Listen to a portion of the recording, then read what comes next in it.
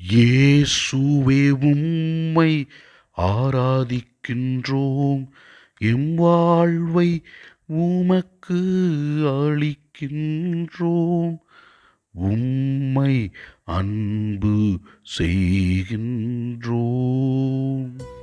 இறைவா, எங்களுடைய நல்ல சிந்தனைகள் வழியாகவும் நல்ல வார்த்தைகள் வழியாகவும் நல்ல செயல்கள் வழியாகவும் ஏழைகளுக்கு உதவுவதன் மூலமாகவும் உம்மை நாங்கள் வெளிப்படுத்துகின்றோம் என்பதை வெளிப்படுத்தியதற்காக நாங்கள் உமக்கு நன்றி கூறுகிறோம். இயேசுவே ஆண்டவரே, நீர் எங்களை நல் வாழ்க்கைக்காக அழைக்கின்றீர்.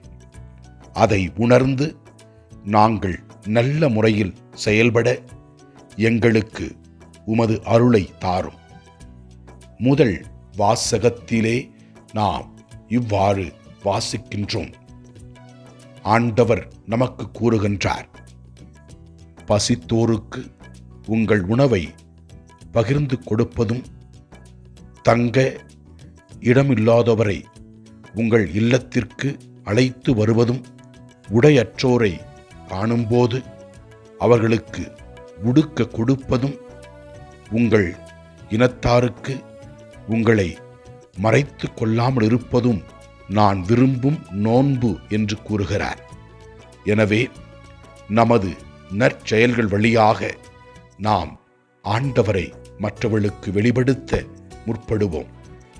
நற்செய்தி வாசகத்திலே ஆண்டவர் இயேசு கிறிஸ்து தான் சீடர்களோடு இருக்கும் வரை அவர்கள் மகிழ்ச்சியாக இருப்பார்கள் என்றும், இயேசு கிறிஸ்து அவர்களை விட்டு சென்ற பின்பு அவர்கள் எவ்வாறு உண்ணா நோன்பு இருப்பார்கள் என்றும், கிறிஸ்துவிற்காக எவ்வாறு சாட்சிய வாழ்வு வாழ்வார்கள் என்பதை பற்றி இயேசு கிறிஸ்து தெளிவுபடுத்துகின்றார். ஆண்டவரே இயேசுவே, தவக்காலத்தில் இருக்கின்ற நாங்கள் உம்முடைய வார்த்தைகளை கேட்டு அதன்படி நடக்கவும், நீர் கொடுத்திருக்கின்ற இந்த வாழ்க்கையின் வழியாக நற்சிந்தனைகளை பெற்று நற்செயல்களை செய்து உமது அன்பையும் இரக்கத்தையும் கனிவையும் வெளிப்படுத்துகிற மக்களாக வாழ அருள் தாரும். ஆண்டவரை நோக்கி ஜெபிப்போம். எல்லாம் அல்ல இறைவன், தந்தை, மகன், தூய ஆவியார் நம் ஒவ்வொருவரையும் ஆசீர்வதிப்பாராக. இயேசுவுக்கு புகழ். மரியே வாழ்க. ஆமென்.